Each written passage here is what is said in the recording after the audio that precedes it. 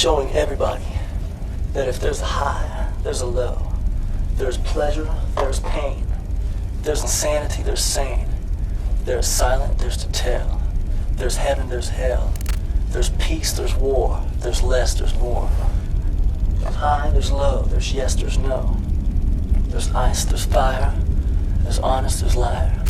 There's love, there's hate. There's fact, there's fate.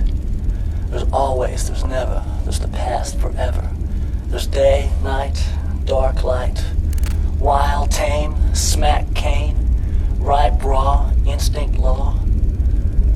Birth, murder, truth, perjure. Blind, sight, joy, fright. Lose, win, repent, sin. Virgin, whore. Fun, bore. And there's evil, and there's not. In the early 2000s, the people of Denmark learned what the devil looked like. He had dark hair, brown eyes, and his name was Peter. Peter was convicted in 2001 of killing his then 36-year-old girlfriend, Marianne Pedersen, and her 2 sons, Dennis and Brian, after which he dismembered them and discarded their remains. The story of Peter Lundin is truly horrifying, and it's a stark reminder that at any given time, a potential killer may be walking around among us. And maybe there's no way of knowing until it's too late. The case begins one summer day when a young man called Martin walks into a police station. Martin is nervous. He's worried about his stepmother and 2 stepbrothers. He hasn't been able to reach them for 3 weeks. Someone has been leaving strange notes on their front door, and their house looks like a mess. Martin files a missing persons report, and the police take it very seriously from the start. And soon, this becomes the beginning of one of the most notorious homicide cases in Danish history. While he wasn't the first active serial killer in the country, Peter was the first murderer that received immense media attention in an age where forensic technology was able to paint a gruesome picture of what happened to Marianne Pedersen and her 2 sons. My goal with this channel is to talk about some of the most horrifying cases from around Northern Europe, and this is definitely one of them. Whether it's terrifying murders, baffling disappearances, or unexplained mysteries, those are the stories that I want to share with you. So if you haven't done so already, make sure to subscribe. That way you won't miss any of our future episodes. But for now, let's get on with today's story.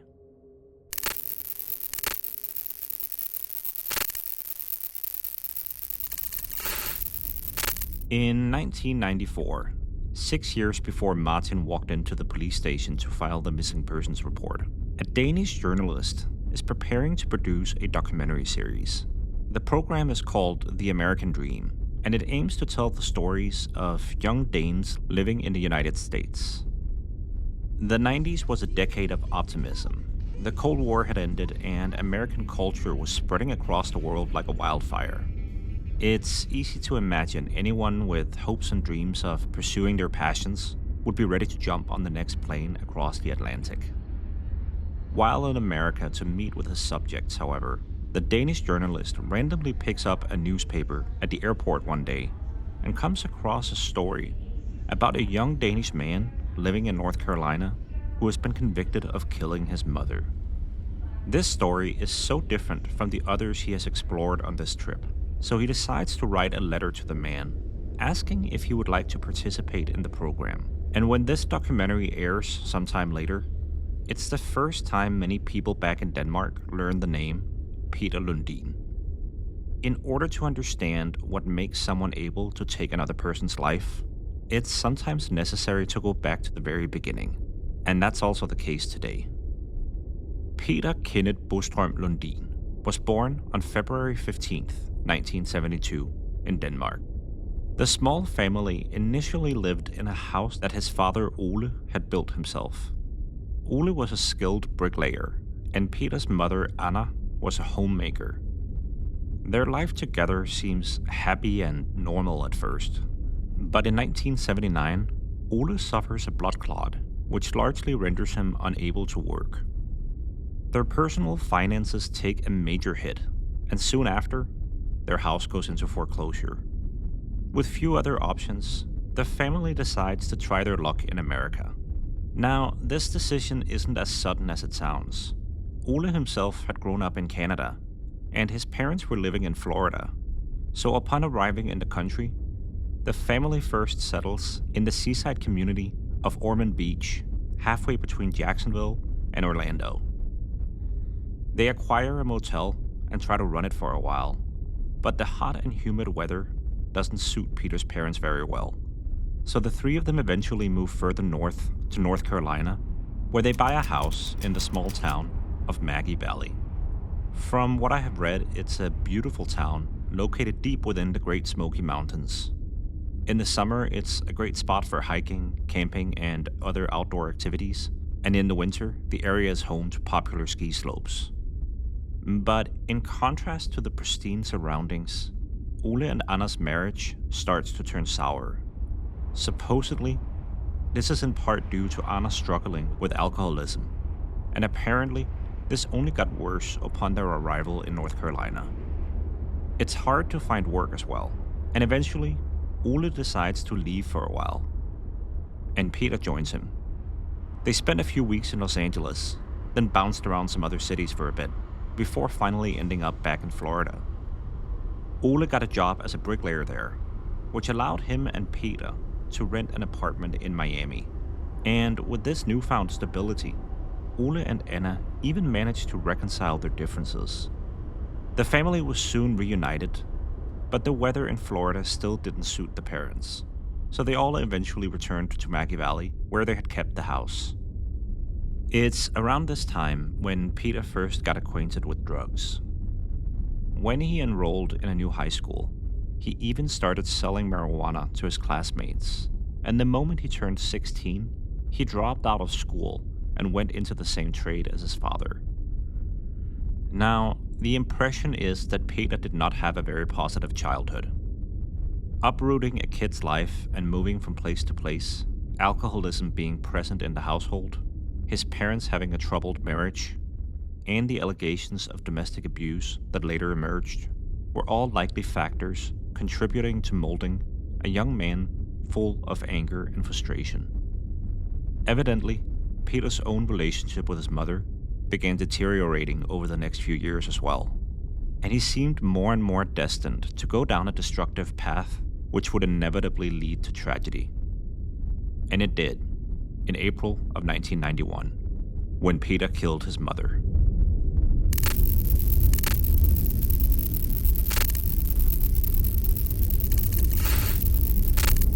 The murder of Anna Lundin happened around April 1st, but the exact date has never been determined with certainty. The family relationship had clearly been tumultuous for some time. It seemed that Ole had also begun drinking heavily, and so had Peter, despite only being 19 years old, and both men were often violent towards Anna. Neighbors had previously called the police several times, but no prior reports or charges were ever documented. The theory is that an argument had escalated and turned deadly. Anna had wanted to cut Peter's hair, which had grown too long for her liking, but eventually Peter snapped and he choked her to death. After the killing, Ole helped his son dispose of the body. They drove 400 miles to the city of Buxton, near Cape Hatteras, where they buried it by the wide sandy beach. Peter would later claim that they did this because his mother had always loved the sea, and they wanted to bury her somewhere beautiful. The remains weren't discovered until months later. On November 1st, some locals out for a walk near a lighthouse came upon the body of a woman which had washed ashore. It had been wrapped in a blue blanket covered with black plastic and tied up with tape and yellow rope. It would take until May of 1992 before the body was identified. But once it was, the police back in Maggie Valley immediately went looking for Ole and Peter. The father and son, however, had fled to Canada, but in June, they're both arrested shortly before trying to board a plane for Australia. During the ensuing trial, they both claim that Anna's death had been accidental. One day, one dark afternoon, my mother attacked me. And the only thing I did was push her away. I've never laid a hand on my mother ever.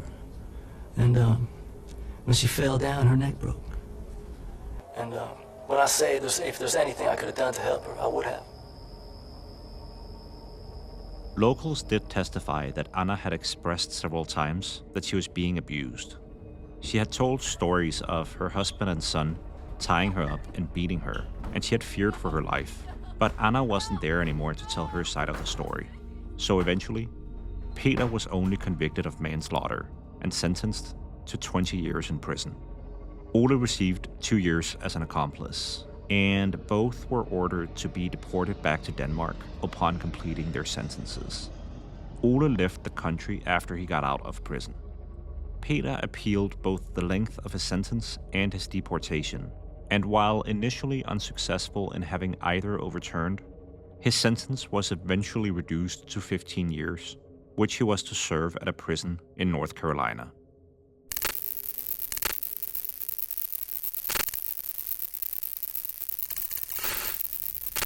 The letter from the Danish journalist came at an interesting time in Peter's personal development. While still working as a bricklayer and dealing drugs on the side, Peter had evidently started to see himself as something more. He had started playing music, and he was also writing poems. It was with these newfound passions on his mind that he approached the interview. An interview that would go on to produce one of the most infamous images in the history of Danish television. Peter knew that people were fascinated by the evil side within otherwise charismatic people. The novel American Psycho had been published 3 years prior, and it's easy to imagine Peter as the real-life embodiment of the main character, Patrick Bateman, the captivating narcissist who lived a double life as an axe-wielding killer. During the interview, Peter decided to recite a poem he had written himself, ending it with the line, "And there is evil, and there is not." And while he performed his poem, he painted one side of his face black. The intensity of this image seared itself into the minds of most people that watched the program. The symbolism was clear.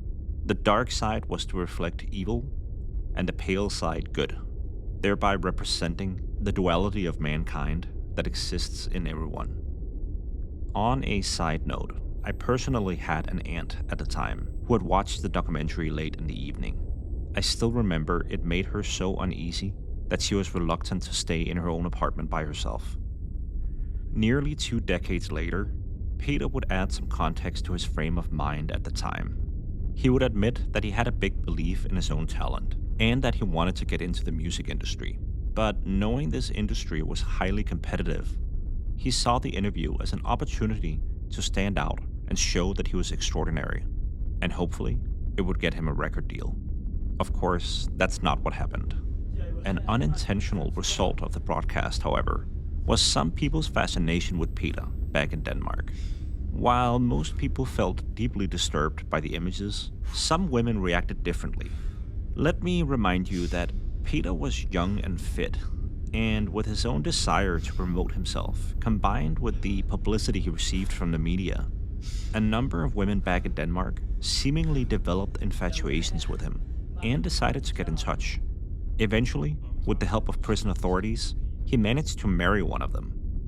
A woman named Tina had watched the program with Peter, but instead of seeing the disturbed person who had killed his own mother, she presumably saw a young, handsome, and misunderstood artist. Peter had dark hair and brown eyes, and he played the guitar. If you removed murderer from his track record, you could be fooled to think he was a catch. They corresponded by mail for a few years, but eventually Peter and Tina Lundin were married behind bars in 1996. And as fate would have it, it would only take a few years before the couple were able to be together. In the mid-1990s, the prison system in North Carolina had a serious lack of capacity. To fix the issue, the state would make the decision to halve the sentences of prisoners imprisoned after a certain date. State law prevented convicts from serving their sentences outside of North Carolina, so extraditing them to neighboring states was not an option. And Peter was one of the inmates that would benefit from this turn of events. So in 1999, he was released, and his deportation order was executed. On June 4th, he arrived at the Copenhagen airport with a 4-person US police escort. His return to Denmark has later been questioned and to some extent criticized. Interpol had routinely informed the Copenhagen police that a murderous man was being expelled to Denmark after completing his incarceration. But Danish authorities didn't have anything outstanding against Peter. He had completed his sentence, and he wasn't wanted in the Central Criminal Registry. After the American police officers signed him over to the Danish cops, they turned around and got back on a plane to the US. And meanwhile, Peter's handcuffs were taken off, and he walked away down the sidewalk as a free man. No one seemed to have any reason to believe that he would go on to commit some of the most heinous murders in Danish history only a year later. And because everything has been taken away from me, yet I have seen everything that I really want. I'm truly happy, really, for the first time in my life. I have found true inner peace. I have found joy within myself. I have found myself. And everything in the future is only, every day is only going to get better.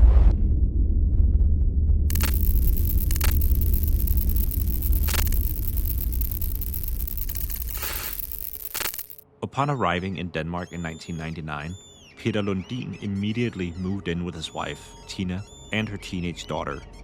But their happy life together was short-lived. Peter found that any public interest in his person that had transpired after he appeared in a 1994 documentary had dissipated. The first few months after returning, he was enrolled in a program for foreigners settling in Denmark, and in this context he was described as a quick learner. But it was also noted that he often had major angry outbursts.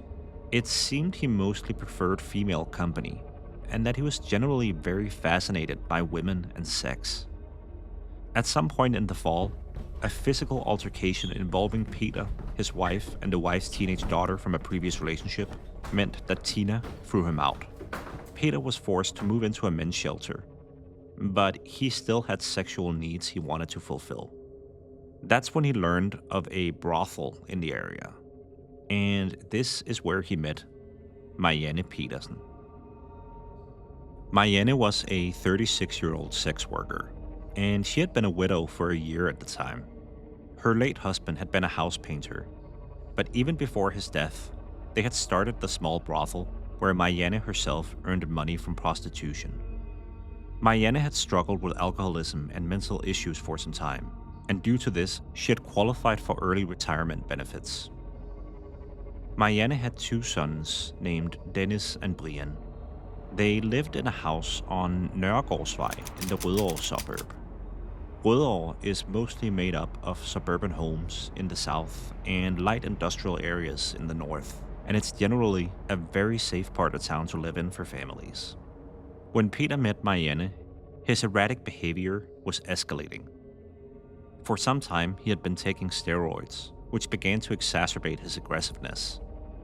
In the meantime, his wife Tina's daughter had moved in with her father, so Tina decided to let Peter back in their home. Despite this, he and Marianne had begun a relationship, and he also continued to frequent brothels in the area in order to satisfy his sexual needs. To clarify, prostitution was legal in Denmark, and it still is, so Peter wasn't breaking any laws. But this finally brings us to June 16th in the year 2000. It had been just over a year since Peter had been released from prison and arrived back in Denmark. That evening, he joined Marianne and her sons for a party at their school. Initially, the couple seemed to be doing well, but as the night went on, other guests noticed that the mood between them grew increasingly tense. Eventually, it resulted in a physical altercation in the parking lot, where Peter was seen dragging her down the sidewalk. And by 8 p.m., they had left the party. Evidently, another set of parents, who were later headed the same way, offered to take Dennis and Brian home. When the boys were dropped off at their house, they had been reluctant to go inside. The other parents, however, didn't feel it was their place to get involved with Marianne and her boyfriend's relationship, so they told the kids they couldn't stay with them. The boys went inside, and this was the last time they were seen alive.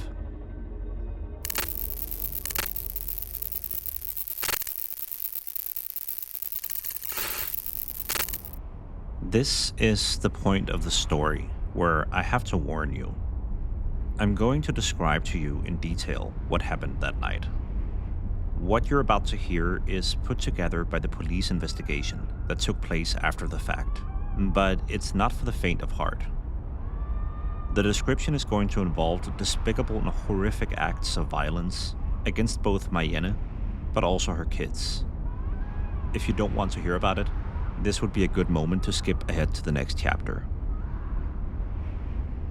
When Peter, Marianne, and the two boys got home to Marianne's house, the argument continued, and it didn't take long before it once again got physical. It escalated to such an extent that Peter grabbed Marianne by the neck.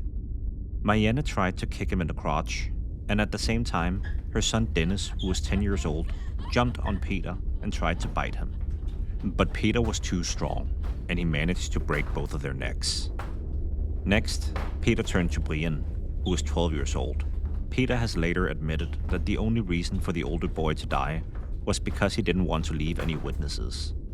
Peter took him downstairs to the basement, where he tied an electric cord around his neck and choked him to death. His exact actions and whereabouts over the next 3 weeks will likely never be fully determined, but from examining the evidence and questioning Peter, investigators established the following facts. On July 3rd, nearly 3 weeks later, Marianne Pedersen's stepson Martin contacted the police because he was worried about her after not being able to reach the family. None of them had answered their phones, and he had found a note on their front door that said they had left for vacation. But the note was unusually worded, and it had alarmed him. Because of this, he had decided to go inside the home, where he found it in a state of disarray. Furniture had been moved away from the walls. There was trash lying around. Both toilets had vomit in them and hadn't been flushed. And there was a strange smell emanating from the basement. These circumstances were more than sufficient for him to file a missing persons report. The police began investigating the disappearances. The initial search of the home immediately revealed bloodstains scattered around the house, notably in Marianne's bed, her car, and in the cellar. There was even blood between the bathroom tiles, and perhaps most horrifyingly, on a chopping board and in a blender in the kitchen. It soon became evident that the last people who had seen Marianne and her sons were the other parents that had been at the school party. And after talking to people who had witnessed the fight between Marianne and her English-speaking boyfriend, the police immediately began focusing on finding out who this person was. Martin remembered Marianne had given him Peter's phone number at some point, and when the police added all the information together, they were quickly able to confirm Peter's identity. Immediately, the police went to Peter's home address, where he lived with Tina in an apartment building. Upon knocking on the door, they could hear music playing inside, as well as voices speaking softly, but no one answered. They kept knocking, however, and at some point the music was turned off. They could see that someone was looking out the peephole, but because the door was still not opened, they summoned the locksmith after 17 minutes. When the locksmith arrived, however, Peter finally decided to open the door, and he was immediately arrested. He later claimed that he thought the police had been a group of thugs collecting a debt that had been owed by Marianne. While Peter was taken down to the police car, officers searched the residence. They quickly found Marianne's passport, which had been ripped to pieces, as well as a membership card to a wholesale store called Metro, which had belonged to Marianne's deceased husband. They also found a VCR, which had belonged to Marianne.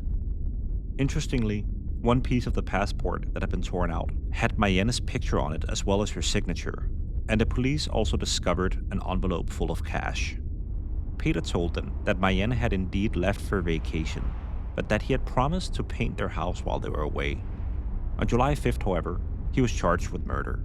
In Denmark, you have the right to see a judge within 24 hours of being arrested, but the judge agreed to jail Peter for an initial 4 weeks while the police investigated the case. And based on forensic evidence, it didn't take long for investigators to determine that Marianne and her sons had been dismembered. The oldest boy, Brian, had been dismembered in the basement, while the other two had been dismembered in the garage. A freezer on the property also showed traces of blood inside. The police detective in charge told the press at the time that both locations looked like slaughterhouses, despite Peter having tried to erase his tracks by cleaning up. By analyzing remnants of human tissue, technicians were able to assert that Peter had used an angle grinder in the garage. There were also about 100 visible cutting marks in the floor from Peter having used an axe. These discoveries led Peter to change his explanation 3 weeks into his detention. He explained that he had heard screams in the night. Following the sounds to the basement, he had found the 2 boys stabbed to death by Marianne. Marianne had been high on drugs and had been unconscious. In a fit of anger, he had beaten her for killing the boys, and although he had not struck her, and I quote, seriously, she had died shortly after. Peter had supposedly chosen to not call the police since he didn't think they would believe his story, and that led to him deciding to dismember their bodies in order to hide them. This was the explanation that he maintained for a while, but finally, on October 10th, he confessed to killing all 3 of them. Peter now explained that he had overheard Marianne speaking sweetly with another man on the phone. They had quarreled over this, and this resulted in Peter fighting her and her sons in the double bed, where he accidentally broke their necks with his bare hands, and after the killings, he had placed their bodies in the freezer. The exact details of this didn't match the forensic evidence, considering it was reasonably determined that one of the boys had died in the basement, but the confession did at least confirm that he had murdered them. On June 19th, 2 to 3 days after the killings, depending on what time of the night they had happened, Peter had gone shopping at a Metro store, a German wholesale chain similar to the American Sam's Club or Costco. There he had bought an axe, rubber gloves, plastic bags, and cleaning solutions. After dismembering their bodies, Peter put the body parts in the plastic bags, which he discarded in trash bins outside the house. These were then taken for incineration. Furthermore, it's likely that Peter drove around a large area in Marianne's car, placing smaller body parts in random waste containers. Consequently, over 10,000 tons of refuse were combed through at the local incineration plant. With the help of the Danish military, a nearby nature area was also searched. It became clear after the fact that Peter's father Ole had once again helped his son get rid of a body. Several items that had belonged to Marianne were found at his place. Let me remind you that Ole himself had returned to Denmark after serving his own sentence in the United States, and at the time of the triple homicide, he was living in Copenhagen. It was unclear, however, to what extent Ole was involved this time around, as the chain of events in the days following the killing were pieced together from mainly forensics evidence and Peter's own statements, the factuality of which are hard to determine. At the time of recording this, Peter Lundin admits to this day that he killed Marianne and her sons, Dennis and Brian, but he also still claims that their deaths had been accidental as a result of their fight. Their bodies have never been found.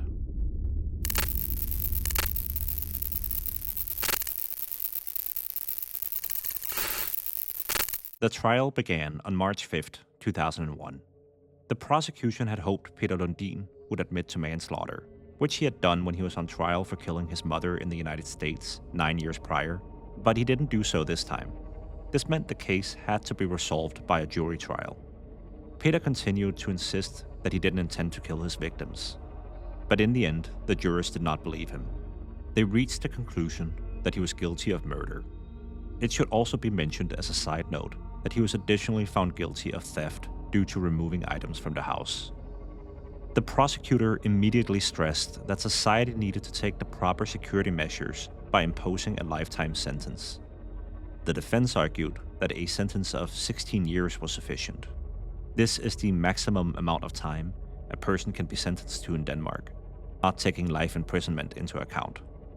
They focused on the unplanned nature of the killings compared to other cases, where perpetrators had received lifetime sentences for murders that had been much more premeditated. Prior to the jurors retiring to deliberate, Peter himself was given the last word, but little did it help to sway their opinions. On March 15th, 2001, Peter Lundin was sentenced to life in prison. The jury's decision had been unanimous, and they had only needed 10 minutes to deliberate.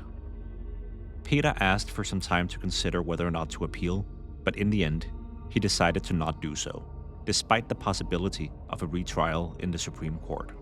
Finally, you're probably wondering about Peter's father, Ole. Ole was not convicted of complicity or involvement in the disposal of the bodies, but he was found guilty of theft. Some of Marianne's personal belongings were found at his home.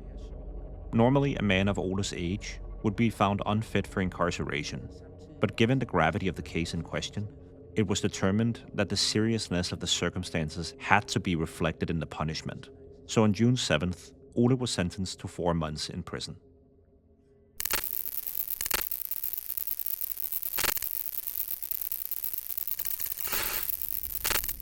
At the time of producing this content in 2025, Peter Lundin is still in prison. It's been almost 24 years since he was sentenced. In Denmark, inmates with lifetime sentences serve on average 16.7 years. At this point, he is serving out his sentence at the Herstedvester facility in Copenhagen, which in part provides incarceration for prisoners in need of psychiatric assistance and observation. And a not-so-fun fact, Herstedvester is only about 4 miles from the house where Peter killed Marianne and her family. Prior to Peter's trial beginning, a renowned Swedish psychiatrist, Sten Levander, had the opportunity to examine 2 hours of raw footage with Peter from a new documentary that was pieced together. Sten Levander noted Peter's facial expressions, which he likened to those of a predator. The killer seemed to have full control of his motor skills, flaring his nostrils and using his expressiveness when talking, and he was in no doubt that Peter Lundin could be clinically diagnosed as a psychopath. For over 30 years, Sten Levander had diagnosed over 1,000 people, and he followed a 20-point checklist when examining possible psychopaths. The maximum score on the checklist is 40 points. Peter scored 39. Peter's story doesn't end here, because he has gone on to remarry several times. On September 28, 2008, he was married to Marianne Pedersen in prison, but they filed for divorce only 11 days later. Marianne claimed that Peter had lied to her about another woman he was in a relationship with while they were also together. On a side note, her name Marianne Pedersen is very similar to Marianne Pedersen, so make sure to not confuse the two. Marianne Pedersen has since their brief marriage participated in interviews where she has explained more about her relationship with Peter. It seems she had become infatuated with him after seeing him in the documentary from 1994, just like Peter's at that point ex-wife, Tina. There are parts of the documentary where Peter is shown without a shirt on and working out, and he has an intense look in his eyes. Marianne also liked the way he was describing himself, and because of this, she had decided to write him a letter, and Peter had responded. The correspondence lasted a few years, but eventually Marianne's mother discovered their letters, and she immediately put an end to it. Fast forward 10 years. Marianne, who is originally from the Faroe Islands, moved to Denmark with her boyfriend and child, but in 2006, she decided to write one more letter to Peter to find some form of closure and put the past behind her. But that is not what happened. A few months later, she visited him in prison, and already at their first in-person meeting, Peter wanted to be intimate with her. Marianne declined this, but she still came back to visit him again, and this time she had sex with him. Now, Marianne has stated that she didn't enjoy it, but she had in some ways felt forced to appease him, despite finding it disgusting. She learned, however, to ignore this, and as time went on, her trips to prison became more and more frequent, and Marianne started to feel loved. Evidently, everything in Peter's life revolved around her. He would call her many times a day, and for the first time she felt like she was with a person that truly saw her for who she was. At one point, a psychologist at the prison did try to remind her of the seriousness of Peter's crimes, but because Marianne had heard this hundreds of times before, she ignored the warnings and kept seeing Peter. But in time, she would begin to understand what a depraved person he was. Marianne has mentioned in interviews that he would sometimes call her only to berate her. Peter would do so in a completely cold tone, and he would tell her how much he despised her and that she belonged at the bottom of the ocean like an insignificant sea animal. If she started crying, he would scold her even more. The whole reason she had written to him in the first place was because she didn't feel good enough. And suddenly, the one person that had made her feel happy was doing the opposite. Marianne knew at that point nothing good would come from the relationship, but eventually Peter suggested that they should get married in order to qualify for more time together in his cell. Marianne felt pressured to say yes. At the time, she was afraid that Peter would tell everyone about their relationship, and she would lose everything. But if she agreed to marry him, she could at least get the marriage annulled after the fact. That's why Marianne decided to go to the prison one final time to appease Peter. But when she showed up, the press had caught wind of the small wedding, and they were waiting outside. And so, a short time later, Marianne's actual boyfriend, who had moved with her from the Faroe Islands, was able to read in the newspaper that his girlfriend had gotten married to a convicted murderer. The boyfriend was furious as he had no idea about Marianne's infidelity, and so he took their mutual child and moved back to the Faroe Islands. In 2022, new legislation was passed in Denmark that prohibits inmates serving life sentences from having any kind of contact with people they didn't already know prior to their conviction. If that law had existed prior to Marianne first contacting him at the age of 15, her life would likely have turned out very differently.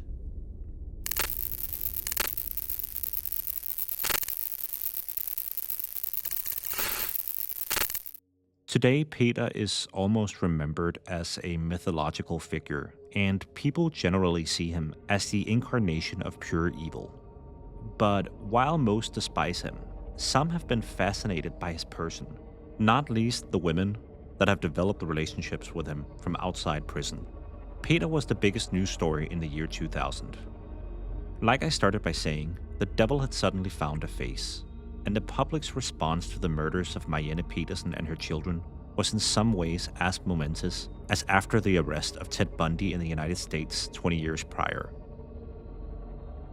In 2012, a museum in Denmark did an exhibition on the subject of evil, and in that connection, they displayed a number of murder weapons from infamous killings in Danish history. They chose to include the axe, knives, and angle grinder that Peter Lundin had used when dismembering the bodies. The exhibition was popular, but let me remind you that this crime was not some Hollywood script made up by an author with a dark mind and vivid imagination. It was real. It had real victims. A woman who had lived a hard life, suffering with mental health struggles and alcoholism, and 2 young boys who had their entire lives ahead of them still. This is it for today's story. If you have made it this far, please consider giving this video a like. And if you want to see more content like this, make sure to subscribe to our channel. Also, feel free to let me know in the comments if there are any stories you would like me to cover next. Until next time, thank you for watching. I can taste Denmark. I can feel it with my soul. It's in my blood. It's where I need to be. I can taste Denmark. I want Denmark.